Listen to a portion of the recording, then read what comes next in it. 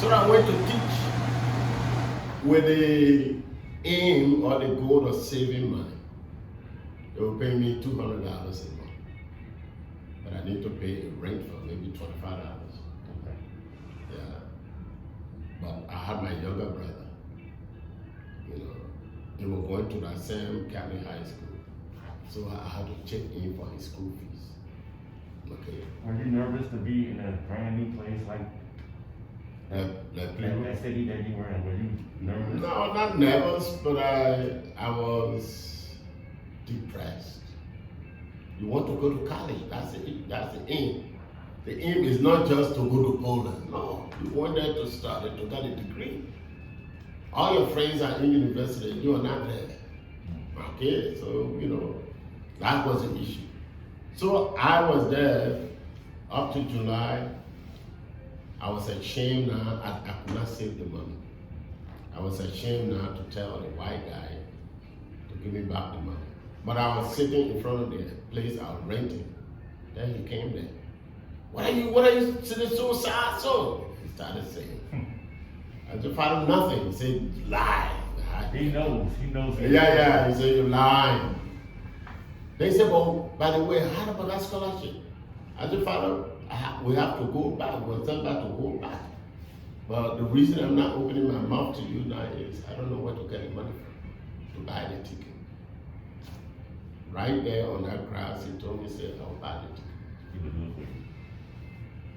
Like I counted that money. Then he gave me a new brand suitcase. Put the money inside. You know, he put me in a pickup and took me to Harper. Harper is the biggest city. Okay, it's on the coast. It's a cape. You have to remember, these people have God in their heart and in their mind. They're willing to help you. That's what I'm saying. If you see the work of missionaries, charitable work they do, yeah, it puts in your brain, in your soul. They did to you what your parents could not do for you. Right. They did for you what your country could not do for you. That's right. So how do you hate them? How can you hate them? I see your point. It's difficult to hate them because they are white. Right. So African Americans don't understand it. But it's like you told me too. They have a smile on their face, but their hands behind their back. They're helping you. They're helping you. And even when they're helping you, he may call you nigger, for example. Yeah. And then for you, it doesn't matter you call me nigger. I don't want to get what I want to get. Because you're looking at what he has to give, but there's a knife behind his back. That's what I'm saying. That's what they do. Mm. But this guy I'm talking about, who got my ticket, he was a typical American guy. He's from Connecticut, New England. He was vulgar, he used fork.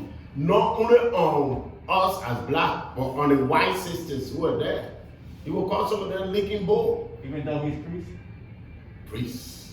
But my man, he was like a ghetto priest. Ah. And so people love him. Mm-hmm. He would get in a car, all those women carry loads on their head in Africa from the farm. Yeah, and they walk with the... They walk on the road.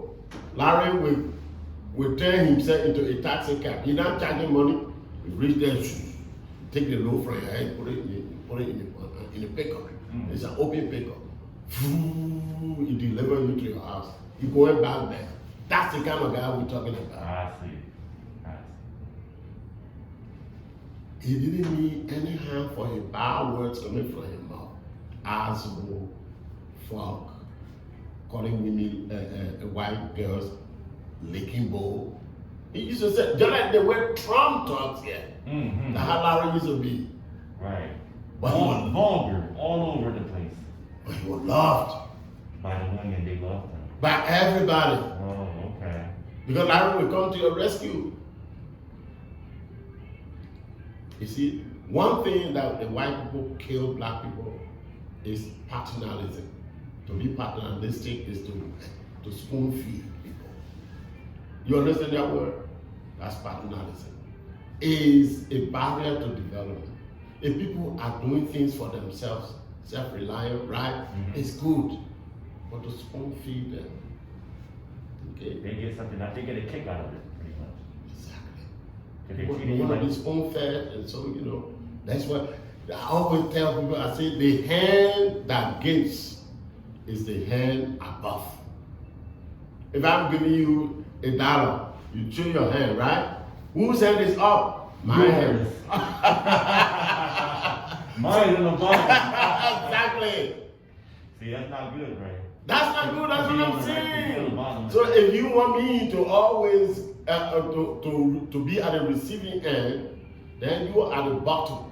The only time that is good to be like that Emergency. is when you're the parent, you're the father. I'm not the father too. Yeah. You should expect nothing in return. Okay, but then to good parents, they will say, "Oh no, man, we need somebody to carry out the trash." And that the child is a young man, right? Carry out the trash every morning, boy. If you want pocket money, but I'm not talking about school fee or buy uniform or buy something. But you want pocket money, right? You gotta do something. Not give you the money because that's how you're gonna live your whole life. You work and you get paid. Right. And if your father always giving you and never telling you to go out and do stuff, you're going to expect a handout from everybody. Exactly. For nothing. Exactly. So your father, he thinks, he said, well, I'm my own child, I don't need to, but you know, take the trash out every morning. Right. I see. So when you do that, you get your pocket money. And some children, they do it gladly. I brought my kids up like that. That's good. Take the trash out. We don't have to tell you. Everybody got a responsibility here. We pay the rent. We bring the food you eat, right? That's right. We pay your lunch money at school. But you must be doing something now. And they did it very gladly. They were not abuse of children. Right. In Africa, children work. They got their responsibility. They got chores to perform at home. Okay? That's not an abuse. It's not abuse. You're teaching a valuable lesson through that. That's all. Yes, God, throughout your life, you got to work in order to get money, right? That's right. So, you know, and Larry gave me that money. I flew to Monrovia. But by the time I got there, my two friends got different scholarships. They went to Russia. The people who were there saying they couldn't tell me. Oh, the people who couldn't write you a letter, you know. There was some more scholarship we had here, but they were for Russia. So my two friends went to Russia. Okay. Was that a better Well, yeah, because they received tickets. Okay. They sent them tickets, plane tickets. They couldn't afford to buy a second ticket. I thought we were deported. You know, all the struggle that I went through, is always an angel, a human agent, right? Mm-hmm. That rescued me. You know, that's how it's always been. And if you're going through struggle, somebody will come from nowhere, maybe they help you. It had nothing to do with black and white, did it? Because you believed in God. Yeah. I think that's the key, right? That's the key. Sometimes you worry and say, oh man, how would it, what if you wait on the Lord? Yeah. The Bible says, Isaiah 43, you will mount like an eagle. I agree with that. You Because imagine the walk without person, wavering. think about the person who don't believe at all. He may not get. He goes out of his way to do things that will get him in trouble. Yes, right? that's right. I know some guys down here.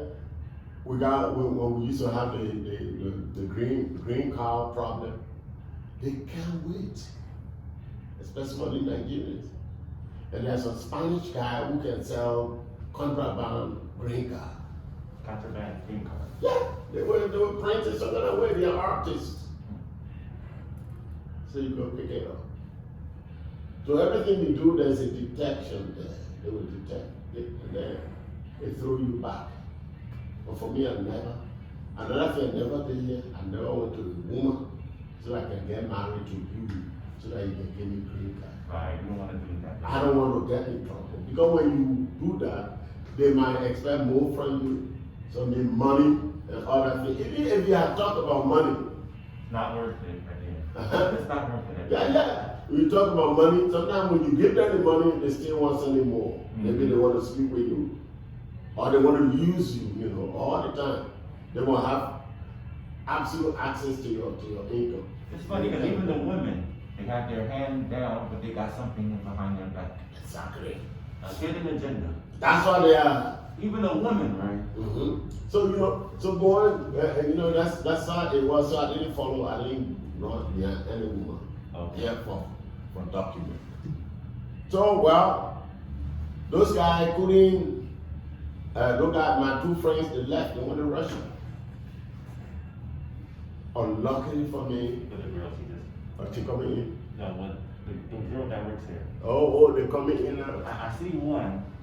So she gotta go around that way, not her. The other one. Yeah, look at her. Well, there's one more person, so they might be on their way.